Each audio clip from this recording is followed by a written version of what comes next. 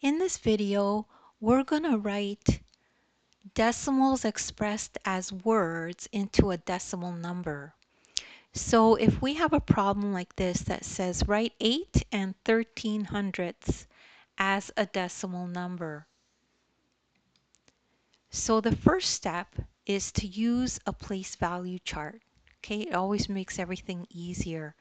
You have your ones, your tenths, and your hundredths. And this is where the decimal spot is. Okay, so the next step is to write in the whole number. So we know 8 is a whole number. So we could put that into the ones column right away. Okay, then write in the fraction part. So the fraction part is this one, 13 hundredths. Okay, so when you see that, you know that 13 hundredths is the same as 13 over 100. That's what this means. Okay, so the 1 goes in the 10th spot. Here's the 10th spot.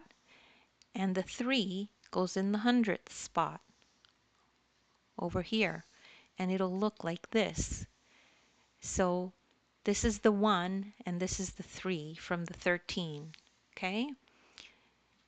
And the final result, if we write it out as a decimal, is 8.13. So that's the answer to writing 8 and 13 hundredths as a decimal. And don't worry if you don't get this right away, just rewatch the video. Also have resources in the description that show links to my other videos that are like this if you need more practice. And also don't forget to download the ebook and you can follow along this exact lesson in the ebook.